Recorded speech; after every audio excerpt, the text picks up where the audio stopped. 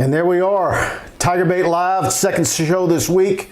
Got a lot to talk about. I'm bringing Buddy Sanji in here, of course, Baton Rouge sports talk legend. I go back early 90s with Buddy, of course, the 25th year of TigerBait.com. And Buddy Sanji's been a big part of our success, and we've done shows every week throughout all these years. And glad to have you in the palatial TigerBait Studios with the drum set right in front of us. Hey, I enjoy it, Mike. I've seen these things. I've watched you. I've watched Preston. I've watched a lot of these guys. I'm not a Facebook kind of guy. I am a guy that has the face and body made for radio, but I'm happy to be here. And boy, what an incredible 48 hours. Schedule release, coaches being hired, Tennessee with a new coach. I mean, it's happening right now in football. New football schedule. Of course, we're brought to you by Pride Roofing. I'm going to talk about them a little bit later in the show. Be sure to jump on. I know a bunch of people have already done it. If you call Pride Roofing, and be sure to call 225-275-2041. Call them, and if you get your free roof inspection, they're giving you TigerBait.com free for a year. A lot of people have jumped on that since that promo started running last Thursday. We'll talk a little bit more about Pride Roofing later in the show. But so I did a show Tuesday night because LSU got their defensive coordinator. And I'm talking to Mike Faraday at Pride Roofing. I said, well, you're going to get two shows this week, because I'm going to do my normal Thursday show because everybody likes it on Thursday nights. And so I talked to Buddy about coming in, and now we got two linebackers coach and a defensive line coach. Yeah, a lot happening with LSU football. I was getting ready to also say Texas Tech comes into the Pete Maravich Assembly Center 1 o'clock on Saturday. Big challenge. Good to see LSU. I've never seen this in all the years watching LSU basketball. 8+ minutes of holding a team without 0 points. Not a foul shot, not a layup, anything. So that won't happen again. It'll be a tough game on Saturday. But Mike, I've seen Texas Tech. They're good. They're really good. They're really good, and they're smart, and they're fundamentally sound. So that'll be something to look forward to for the weekend. But hey, one other little tidbit: 6 Tigers, the most of any college, represent LSU in the Super Bowl in a couple of Sundays. So that's a lot of fun. Who you pulling for? You know, I pulled for Kansas City. It's hard not to go for the Honey Badger, and obviously, but Tampa Bay and Tom Brady and Fournette, of course, it's going to be. It's a no lose for me. It's a no lose situation because I like Tyrann Mathieu, love him. But he got one last year. You got Clyde, you got Darrell Williams, and then of course Devin. But they got one last year. And I would love to see Devin White. You want to talk about another of the most likable players in LSU history? Devin White's that guy. So I wouldn't mind seeing him. I know a lot of New Orleans Saints fans don't like the Bucks, but I'm kind of leaning Tampa. Yeah. Fournette getting it as well. So, but it's going to be a good game. And like you said, that's LSU with 6 players. That's unheard of. So, man, we're getting a whole lot of hey buddy. Mark Chambers, hey buddy. Frenchie. I didn't know Frenchie was up watching Facebook right now. Good to talk with you, French. All right, Tom Jordan. Hey, buddy, great seeing you. Chris Vanessa. Look, Carl the Cat, the living legend. Buddy Spicy Sanji in the house. Here we go. Henry Gordon Bennett, absolutely love your live shows. Do you think Baker can get Davis back to LSU? And Donuts think we help recruiting in South Florida. Do you think he helps recruiting in Florida? Henry Gordon Bennett. I think Rayshawn Davis is USC bound. Talked to an Ohio State source today and a USC source, and it's trending USC for Rayshawn Davis, the linebacker from California that was committed to LSU. So after reading the bios of these two guys, Carter and Baker, recruiting is not, with the NFL, you got. I think both these guys are going to be good recruiters. But what's your take? Well, I have compiled a little list real quick for everybody. Jake Peets is 37. Steve Ensminger, the former offensive coordinator, was 62. DJ Mangus, the passing game coordinator, is 31. Scott Linehan was 57. Durante Jones, obviously, 41. Bo Pelini, 53. Andre Carter, not official, but everybody's running with it. We expect him to be named shortly. 41. Bill Johnson, 65. And, of course, Blake Baker, who is going to coach linebackers, 36. LSU lost Bill Bush, who's 55. Mike, last year LSU had the oldest staff in the country averaging 55 years of age. The 5 guys that left were average 58.4 years. The 5 guys coming in, 37.2. Coach O went young. And here's what I'm seeing on the tape. These are rah-rah guys. Durante Jones, Blake Baker, there's going to be rah-rah. If we're in at spring practice, let me tell you, we're going to hear a lot of yelling and screaming and rah-rah. Yeah. And I think with the disconnect, especially on defense next year, probably what they need, Mike. Yeah, and I like Andre Carter. You know, the first thing you do is you go YouTube and you type in, you know, Andre Carter mic'd up, Andre Carter interview. You want to hear how the guys speak. Certainly we're going to get our Zoom interview with Orgeron introducing his new staff members like he did with Pete's and Mangus. I'm not sure when that'll happen, probably early next week maybe. You know, or do they combine it with signing day press conference? Hopefully we get those two separated and it's not all in one deal next Wednesday. But, I mean, Andre Carter, if you're a defensive lineman and you're talking about a guy who was a high-round draft pick out of Cal as a defensive lineman in the NFL, young guy, energetic, looks the part, I mean, that's going to be a draw. I mean, I like what I've seen of him. You know, there's parts of when you look at these resumes on all these guys where you're kind of like, you know, I know earlier today, Baker maybe had you scratching your head. And certainly, you know, 2 days ago we were, you know, critiquing Durante Jones's resume and you know, lack of experience calling plays. Only at Bowie State was he a DC. But I think there's a lot to be excited about. I think the defense is it can't help but get better because of what they've got returning. There's a lot of talent to work with. Now we just wait for all this baloney with Elias Ricks to settle down, and hopefully they get that resolved. And I think LSU's heading towards an easy 9-3, 10-2 with that schedule yesterday. Yeah, we'll talk about the schedule. Look, I think any relationship, whether it's business, personal, school, coaching, you got to have trust and you got to communicate. And let's be honest, there was a disconnect last year from the get-go. Bo Pelini came in here, was one of the last guys to show up to work, one of the first guys to leave,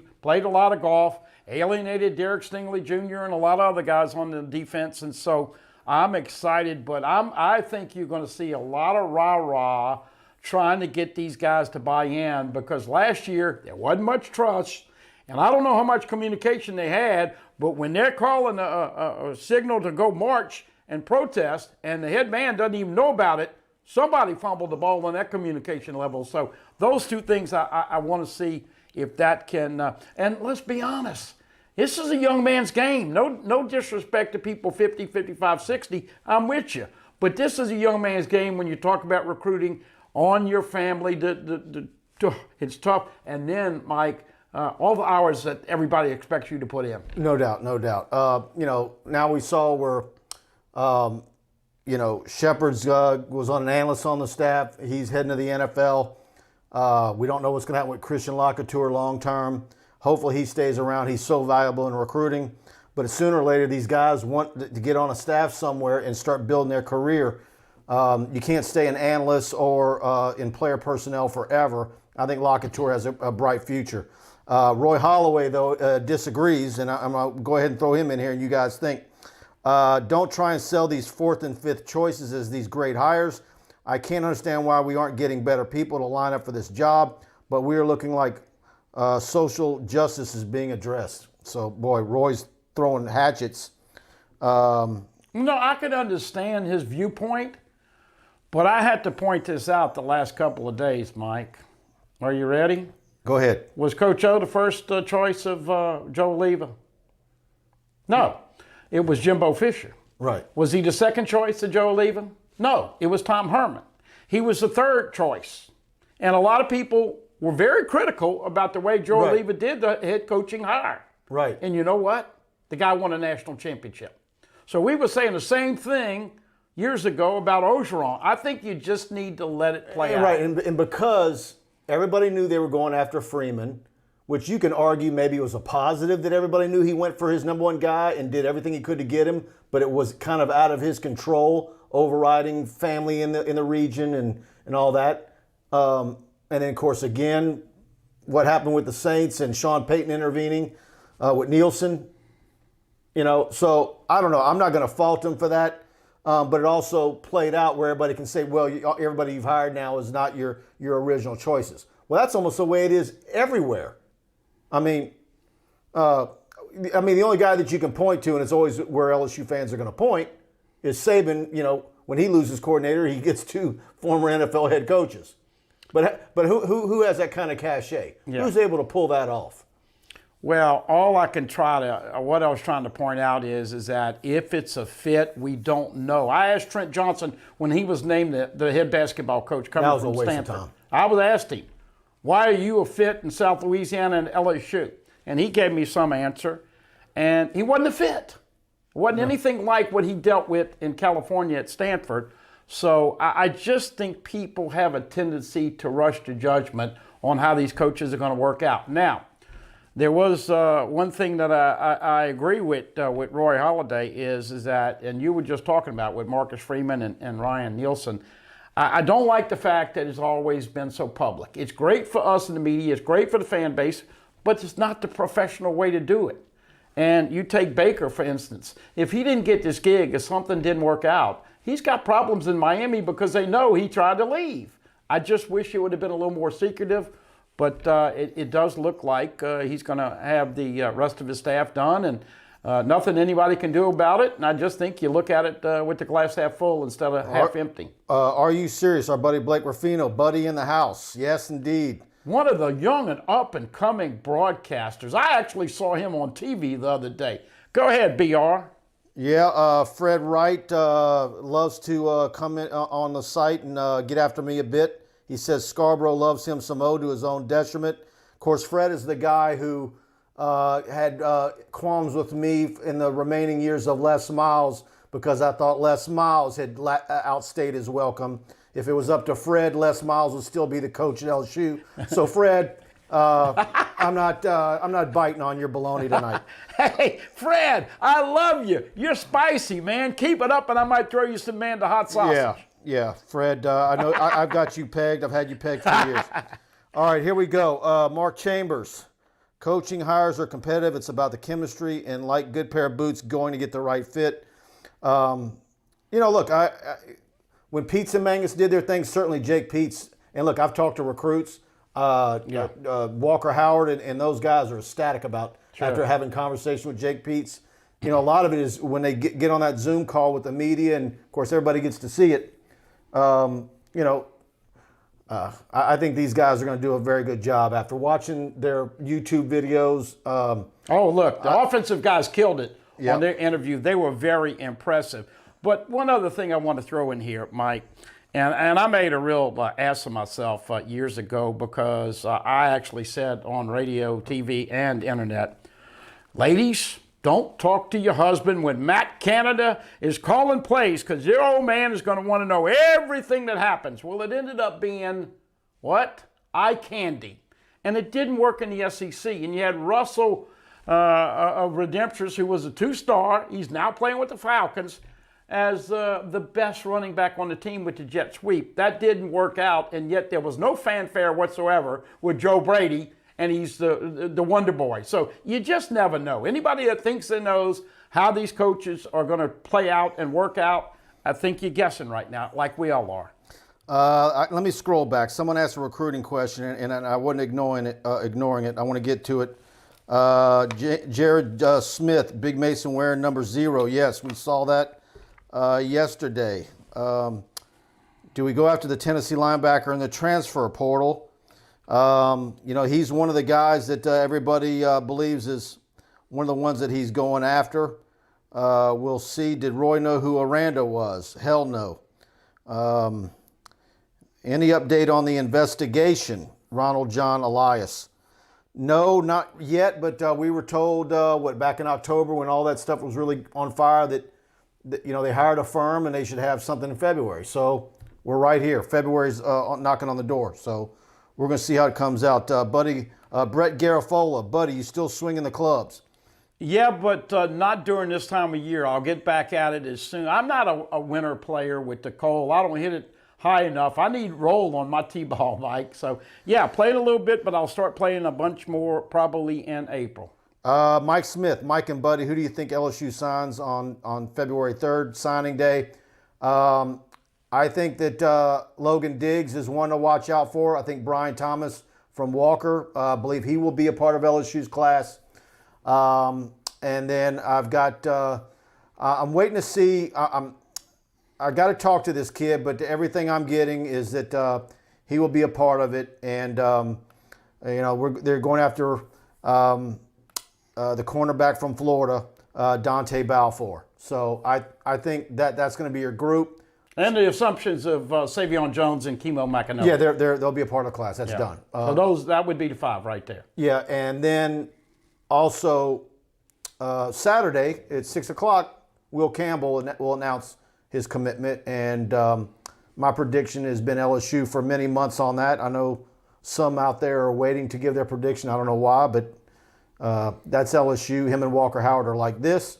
Emory Jones is also a part of that group. Class of 2022 in the state of Louisiana is absolutely fantastic. And I've been working for the last 2 days compiling some stuff I got to do on the back end. But after next week, it's going to be, look, we're waiting to see now. Are we going to get back to having the combines, whether it's the opening, Under Armour, already the 7-on-7s already look to be off to a start, all those types of tournaments. So then we'll wait to see. Are they going to open up for unofficial and official visits on campus? What's going to be the rules for spring football practice?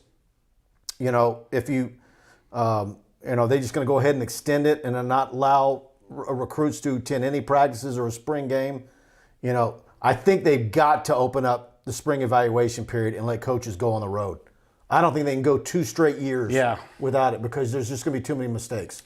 Well, and look, Mike, let's be honest. One other little tidbit, season ticket holders are getting emails, and now they're going to have to figure out what they want to do. I had a buddy of mine who's a season ticket holder.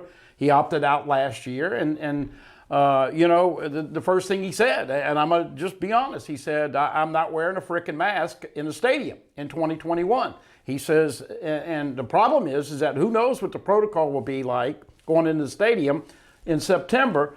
But his point is that, he's got, I don't know what the deadline is, but Mike, I do think because of some of the things that LSU has done, I don't necessarily think we're going to see any time in the near future fingers up in the air buying tickets. I think if you want to get into Tiger Stadium, you're going to be able to get in as long as we get back to full capacity, which I know Scott Woodward and everybody in the SEC wants to do because they lost a ton of money this year. Yeah, let's see. Everybody's asking. We talked about it earlier in the show. LSU does have hired Ed Orgeron has completed the staff. So we're just looking now at we want to talk to him. We want to get the word on Andre Carter. We want to get the word on Baker and talk to him and certainly talk to Durante Jones. So now that it's complete, hopefully we get a separate press conference and they don't make us go all the way to next Wednesday and combine signing day, the second signing period, with the interviews with the new coaches. By the way, there is some dots to be connected. Durante Jones is very close to Mickey Joseph and his brother, Vance. We also know that Blake Baker's wife played soccer at LSU and from Mandeville. So yes, I saw that in his bio. So look, it's always good to get guys back acclimated to the SEC and the culture here. But as you alluded to, and some of your subscribers, it's night and day on what Saban and other people are bringing in versus what LSU's doing. Once again, hey, let's not sugarcoat it. Ed Orgeron's got 2 years to make this thing work. And if they have 8-4 and 8-4, who knows what's going to happen? But I'm agreeing with what you said earlier. I think LSU's going to be favored in probably 10 of the 12 games right now. I'm looking at the schedule, and I'm like, calling out West today to find out Rayshawn Davis. I'm talking to my USC guy. And, of course, USC guys, they know every bit of what's going on at UCLA across town. And I'm saying, what's your make on that game? And, he says if it's wide open there because it's LSU opening game and after coming out of a COVID year, and he says if it's wide open and they allow it, there'll be 100,000 seats in the Rose Bowl. He says it'll be sold out if that's but we don't know what Newsom's going to do. You got recalls. Who knows what's going to happen now. But anyways, he thinks LSU should be able to handle UCLA with no problem. He said UCLA will score points. But when you look at the rest of the schedule, and we knew, there was nothing that jumped out that was unique. I mean, we knew LSU was going to have Texas A&M, Auburn, and Florida at home, Alabama on the road. You get ULM at the, you get 3 out of 4 games in November at home. So, and LSU always plays better in Tuscaloosa. They play Alabama. It's history. LSU plays better against Alabama in Tuscaloosa. So, and championship years are on the odd numbers. Yes. So, this being, of course, we know 03, 07, played for it in 11, won it in 19, 21, odd number because of the schedule, like you alluded to. Yeah, I look, we're going to see how spring practice rolls out. You don't know what, knock on wood, any catastrophic injuries, but I with what you've got returning, the average age of your offensive linemen, defensive line depth, new excitement, new coaches, hopefully there's no COVID issues the rest of the way. They get a good spring through, and it's going to be something special the rest of the way, I think. Yeah, and it's going to be fun to watch Mason Smith, a true freshman, wearing 0, and Jaqueline Roy wearing 99. And I don't know how they're going to classify these freshmen, because you realize Cardell Thomas and Anthony Bradford and guys like that are going to be third-year freshmen. Those guys need to make a move. Well, there's no doubt. Yeah, Perry, Bradford. I think Bradford's further along than the other two. Perry, Cardell Thomas. There's a YouTube channel out there that's continuously running, clickbait headlines on Cardell Thomas. They do a video on Cardell every couple of months. I'm not going to call them out, but I guess I am. It's like, hey man, quit running those types of videos. It's time for Cardell Thomas to show up. And I love Cardell. I hope he does. But I get that he had an injury and this and that. But this is going to be an important spring for him. Because look, you've got some very good offensive linemen and coming in next year. We talked about Will Campbell will happen Saturday night. Emory Jones out there. Bo Bordelon got an offer last week. You got the kid at St. Aug that everybody's looking at, and that hadn't got an offer yet. You get the kid at St. Paul's that's already committed. You could have a class of 5 or 6 offensive linemen next year, depending on what they see they need. If they want to go beyond 4, could they go as many as 6? Because they're going to want next year to be a big group. Well, and Coach O and obviously the guy, the honeymoon doesn't last as long, okay? Ed Ogeron won a national championship and then gave up 620-something yards passing with his new defensive coordinator in the opener against Mississippi State, and we saw they struggled to get to 500. Bottom line, Mike, is the same thing with the offensive line coach. They won the Moore Award as the best offensive line. They got a break.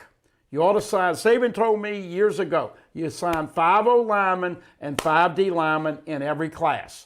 LSU's not done that, but they got a break with Shanahan and all those guys coming back, because if you would only have 2 guys and you wouldn't have all those offensive linemen coming back, LSU would be in a real tough spot. So let's look. You mentioned the other thing too, and I think this is fair to say, but it's also tough to say.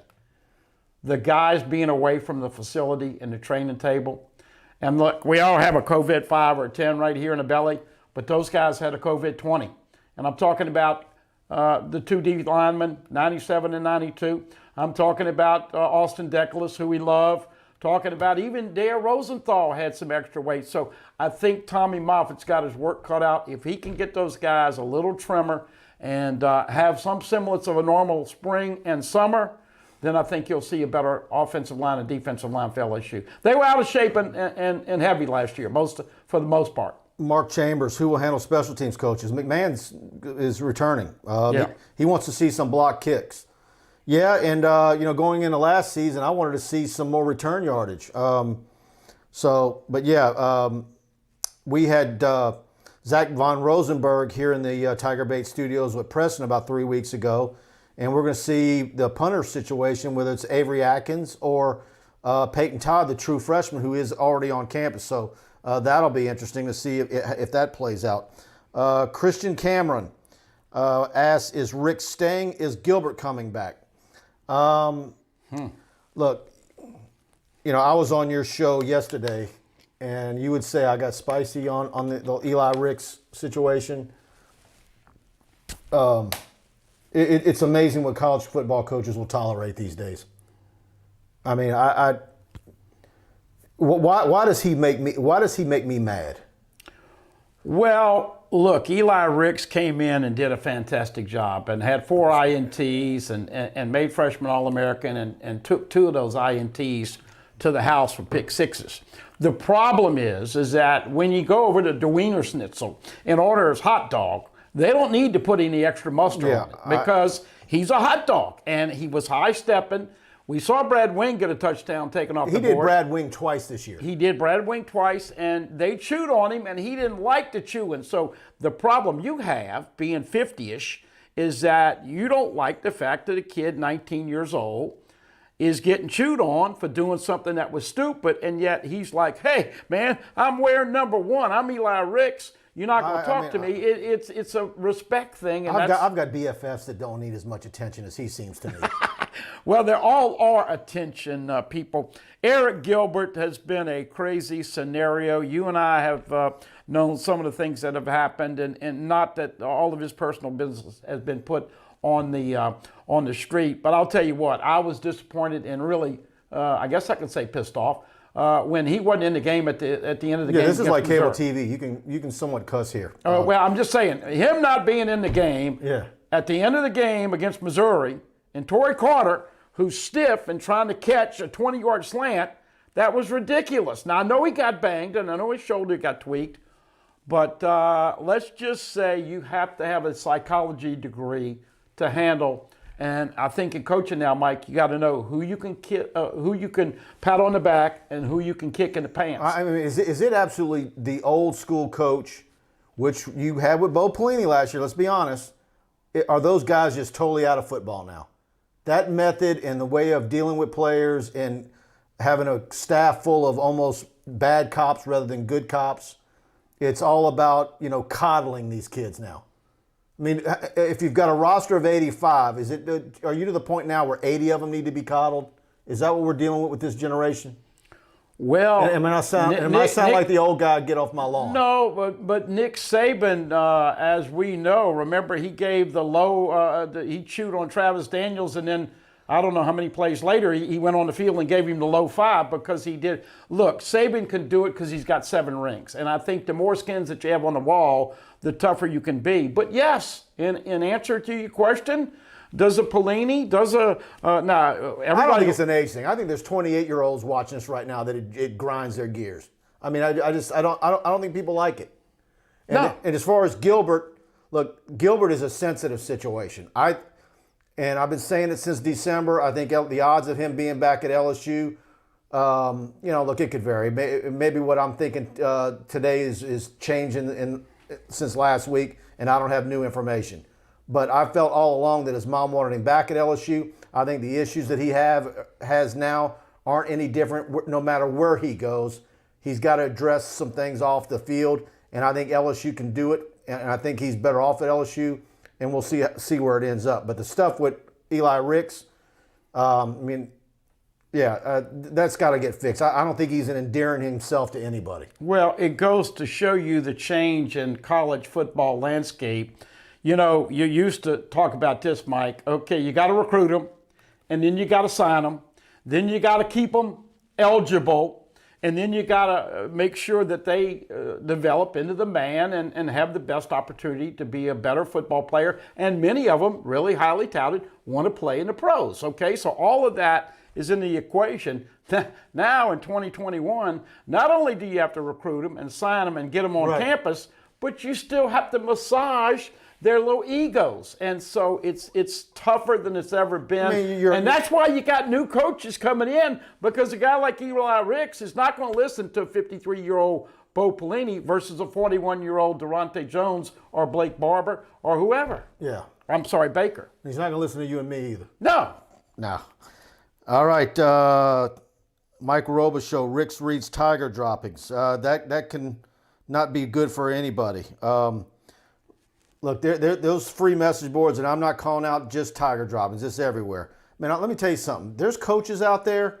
There's players out there. There's players' parents out there Did I tell you what? If anybody had to put their real name on some of those posts, there's some people be getting a knock on the door. That's how some of these people, want to find out who. I mean, I had somebody ask me the other day, do you know who so-and-so is on Tiger Droppings? And I said, no, but I know that this player from 15 years ago, if his dad ever finds out who that guy is, it won't be pretty. And they're still wanting to find out who he is. And you've got guys like that all over the internet. And if people had to put their real name on stuff, it's amazing how you could clean up the internet. Well, it is. And I was a guy. I'm on the ground floor. We're 25 years now on the internet, TigerBait.com, and so I know the anonymity game. I know how it works, and I understand it. But we've gotten to the point now where I think that's the only way you can clean it up, and that's just me. Well, going on a rant.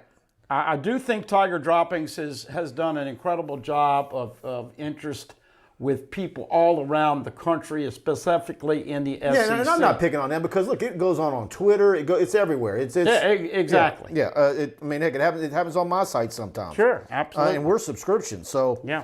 And by the way, go to TigerBait.com, subscribe, and I really want to talk real quick about Pride Roofing. Absolutely valuable to us at TigerBait.com, sponsoring us every week here.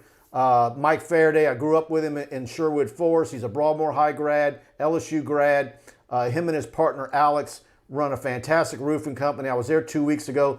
They've got enough shingles in their yard out in Albany, Louisiana, to do 100 roofs of good middle-sized or mid-range homes. They can do 100 roofs with the amount of shingles. They can get out to you, give you your quote, and have you a new roof on within 2 weeks. There's no other roofing company that can do that, whether it's residential or commercial. Give them a call. Call them at 225-275-2041. Tell them you heard about them on TigerBait.com on our live show.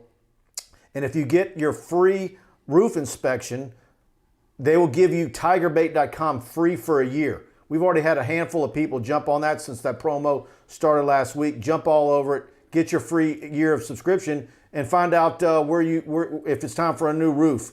They'll be out within a day or two to give you that free inspection. So they're licensed, bonded, insured. They have the best warranty on their labor of any roofing company in Louisiana. And of course, you're talking about born and bred Louisiana people. So if you're all the way to Sulphur, Gulfport, Baton Rouge, Lafayette area, South Mississippi, really big on the North Shore, Covington, St. Tammany parishes, call Pride Roofing and tell them you heard about them on TigerBait.com. And Mike Faraday and Alex will get you fixed up. So what about this LSU basketball team real quick? What do you think is this is going to be a tough one? I mean, if this would be a marquee win. If they could get the win on Saturday, this really would give them a nice jolt and secure in their place when you start looking at the computer rankings as far as that NCAA tournament spot. When you watch LSU basketball, it is amazing the up and down of emotions that you experience. I've had so many messages sent to me this year. Boy, this team is tough to watch. And the reason is that they are not really fundamentally sound.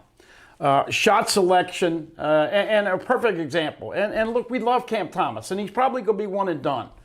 But when you have a 6 or 7 point lead late in the game, and you're trying to and shorten the game, you don't need to take an off-balance three-pointer from 25 feet. You need to soak the clock. Well, but you say he's one and done. Don't you think that they figured out how to defend him, and now it's looking like he has to come back? Well, because he's got to work on his game. There's no doubt he's not even close to being ready, but unfortunately, how long did Nas Reed stay? 1 year. Some of these guys come in and say, they tell Will Wade, I'm going to play 1 year and that's it. My point is that the IQ on offense, the street ball, the lack of teamwork. Do you know how many assists they had against Kentucky? 6. Javonte Smart, by the way, had 7 the other night at Texas A&M. So when they pass the ball and space, pick and roll, defensively rebound, block out. Now, they are a very good free throw shooting team. Trendon Watford can turn it over.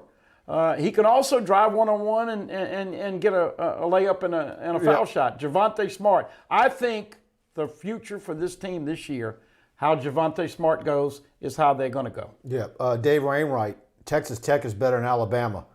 And I think you're right. I've seen Texas Tech play twice. I watched the game live when they beat Texas with the buzzer beater. And not only they play well, they defend well, and they're fun to watch. A lot of people have been paying attention to Texas Tech. I mean, they're a fun team to watch. Let me get some more of these questions. Christian Cameron, based on what we've seen last year with the young quarterbacks, do you think it's still going to be Brennan's job to lose this spring?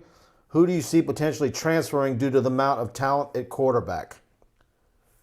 What do you think? Well, I got to be honest with you. I thought I became a fan of Max Johnson. Really, the way he came in there, and no, he doesn't have the strongest of arms, but he can make some plays with his feet. His daddy was a coach. The guy's been doing football. He knows every little intricate detail about football.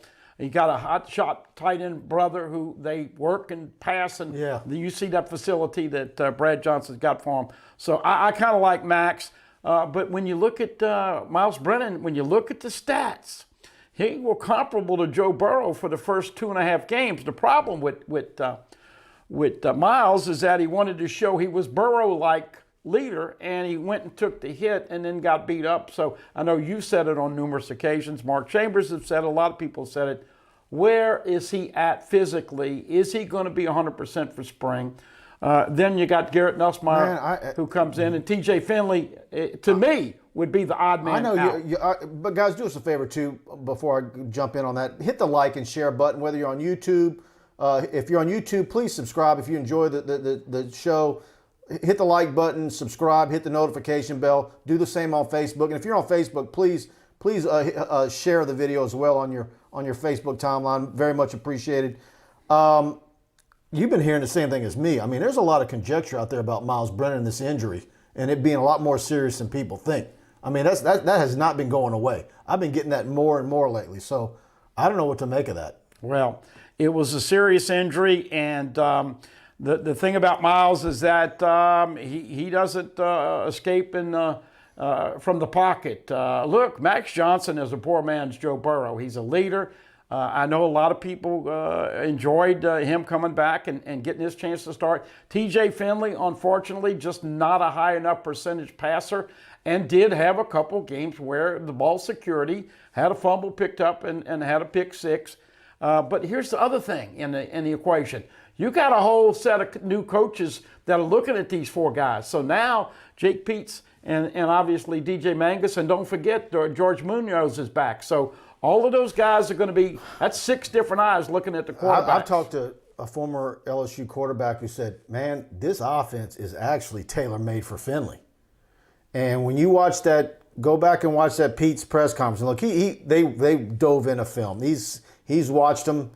You could see his eyeballs when he's talking about Finley. Don't count out TJ Finley. Those mistakes he made can be corrected. That comes with seasoning. He was a true freshman. Yeah. But at the same time, I look at the way Max Johnson finished the year, and I'm thinking, man, what if he would have played that A&M game? They could have won that game. So we were talking about Garrett Nussmeier. Reports of him coming in light at a little over 170 pounds. You know, of course, he's been at LSU now for, a couple of weeks, 3 weeks? He might already be up to 185 with all the food that they've got to eat in that facility. So I'm anxious to see what he looks like in the spring. And hopefully the media, we get access and get our typical, 3 or 4 periods, because I think it's going to be an exciting spring. I mean, we want to be able to see the coaches, how they interact with the players. There's certainly the quarterback battle, but his question though is, who do you think is going to transfer out? I don't want to go there, but like someone asked the other night, and it's a continual question, do you think all 4 will be there in August? And I don't. I think, I think it's going to be 3. You just hope it don't go down to 2. You like to have 3 of them there. You don't want it to be half, But what is there a doomsday scenario where Miles Brennan, this is more serious than we think, and then you have a guy transfer out and you're down to 2? That's why there's discussion about LSU wanting in the class of 2022 2 quarterbacks, Walker Howard and another one. Well, I think the toughest thing that I am looking at is, as you alluded to with spring, You got 4 guys. How are you going to give everybody a fair shot? The 3rd-team wide receiver, the 4th-team wide receiver is a disadvantage when you're throwing to Kayshon Boutte and all the studs in the first 2 teams on wide receivers. So how do you divvy up those reps to give everybody a fair chance is an interesting question.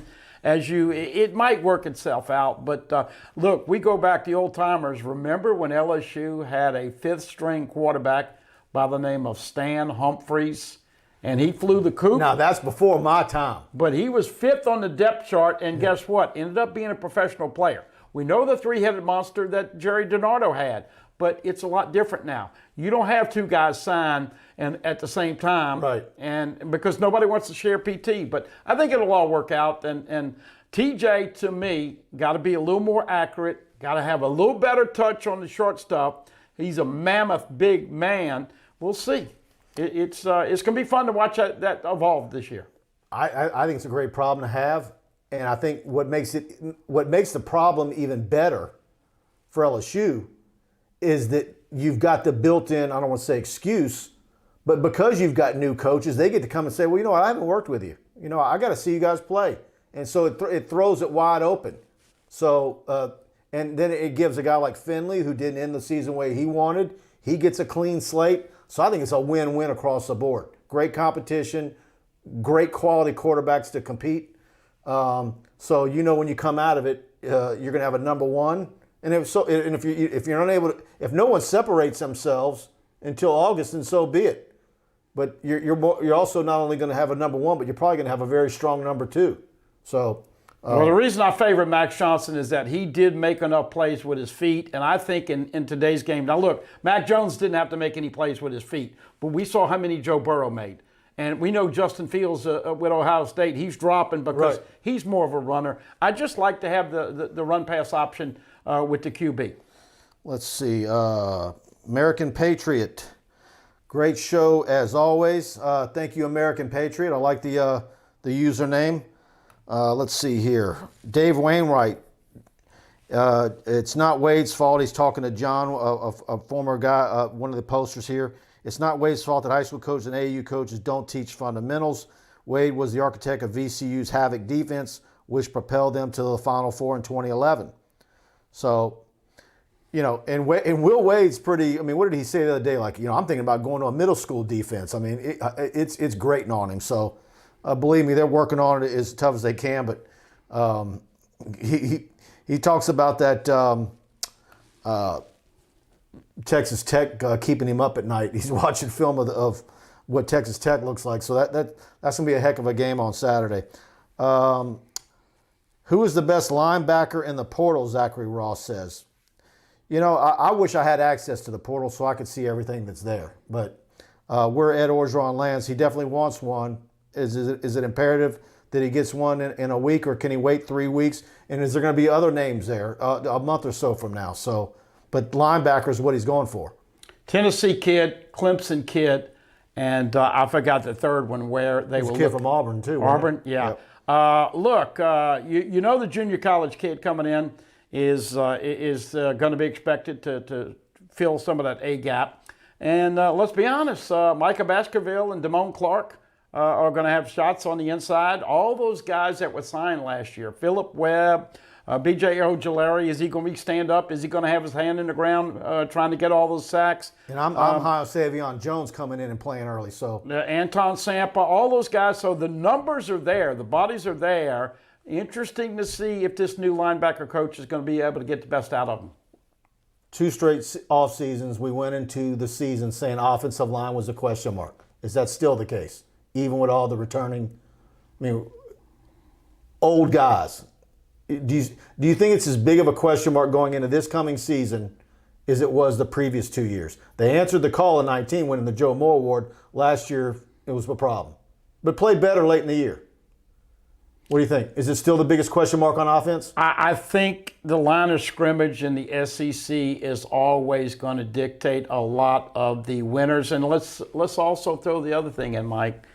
Joe Burrow's the best quarterback I've ever seen at LSU, and the best quarterback I will ever see at LSU. I'll never see another Joe Burrow in my lifetime at LSU.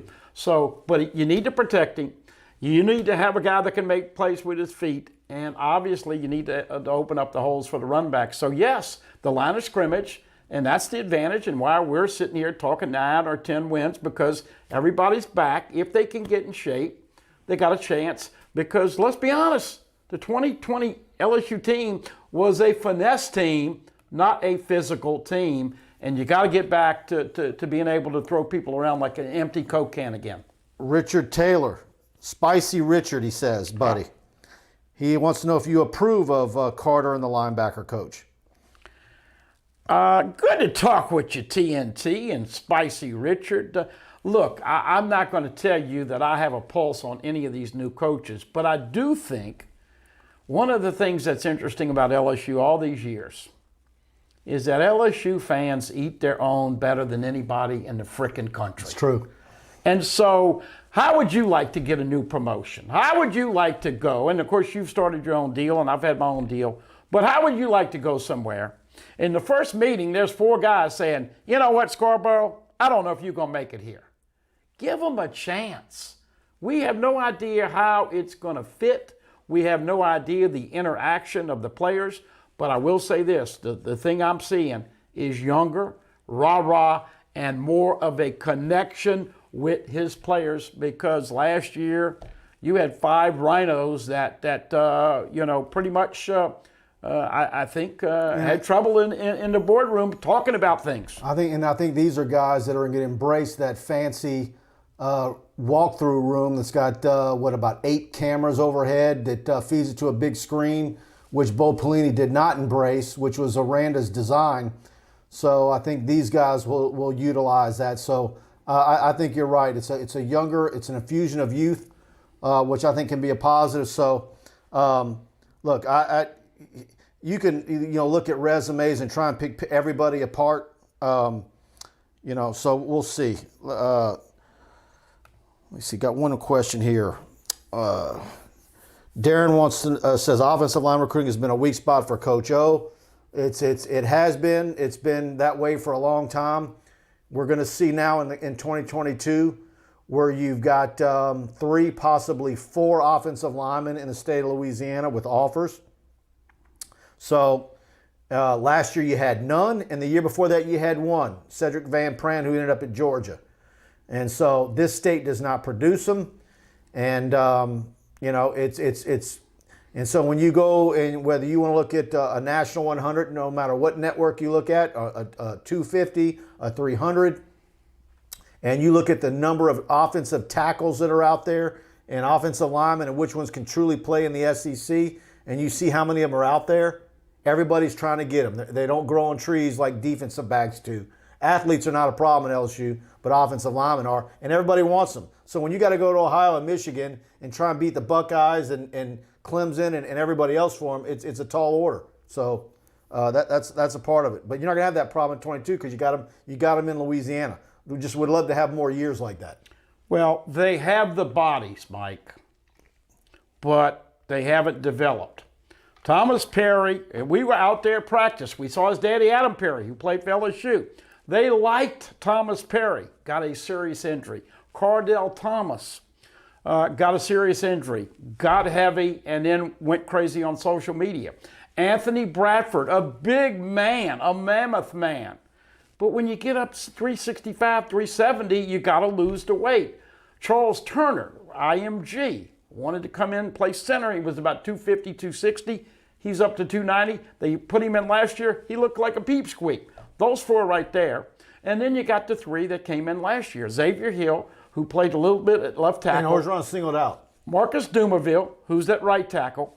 And Marlon Martinez, who is a guy that can play both center and guard. So those 7 right there are all going to be back as freshmen, and we have no idea who's going to contribute, but the bodies are there. Now you got to get 2 deep at the O-line spot. We'll see if they can do that. And I know Coach Craig wants to do that, Mike. All right, guys. By the way, do me a favor. We want to have you as a premium subscriber to TigerBait.com. I say it every show. Go to TigerBait.com, subscribe. $1 gets you on the site to try it out for a week. But when you do subscribe, choose the annual package. By choosing the annual package, you get billed 1 time a year, and you basically get 3 months free. It's less expensive than doing the monthly.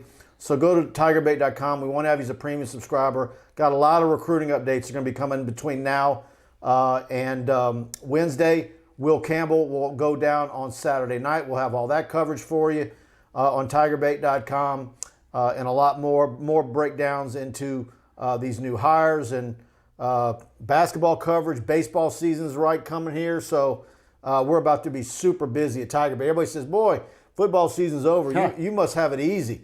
Man, we work more in the spring and summer than we do. Football season's easy compared to spring. Because in spring, you have basketball, baseball, spring football recruiting, and I've got to go on the road, go out and visit recruits, get pictures, and because of COVID shortened high school football season, there's a lot of kids that I had hoped to have seen that I would have gotten in September that I didn't get to because some of those non-district games didn't happen. So now I got to go out on the road and make a run. So we're going to have that all for you at TigerBait.com. Want to have you subscribe, like, share, and I'm going to wrap this up. Thank you for coming in tonight, and thanks to Pride Roofing, of course, and want to get you in here again. Enjoyed it. He's got his John Brady bobblehead, by the way. John Brady bobblehead, of course, this is for all the new coaches, and this is for the national championship. By the way, Baseball Media Day tomorrow, Paul Maneri, 12 to 1, players 1 to 2, 2 to 3, and then the media guys can go to the ballpark and watch them practice. And once again, I apologize. I know you like to go short, and I'm a radio guy. No, but I need you to promote where they can find you on the TuneIn app. And TuneIn app, 1 to 3, WUBR. Check it out Monday through Friday. And we are a little sporadic with our Tigers Roar. We'll be doing a show next Wednesday. And, of course, we'll have you on. And once again, National Signing Day next Wednesday. I'll be there. I don't know if I'll be there in person. I'll definitely be on via phone, but I want to try and be there in person, depending on what time they give us Orgeron. Hopefully, the guys that we're waiting on get it done early, and Orgeron gets it over at 4, and that'll be no problem. I'll be joining you. Yep, and I always like watching these things and better than being on. So, hey, look, if you had to put the sunglasses on, I apologize, but I'm a radio guy, folks.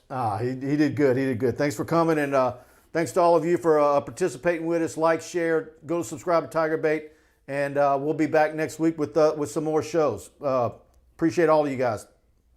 Good night.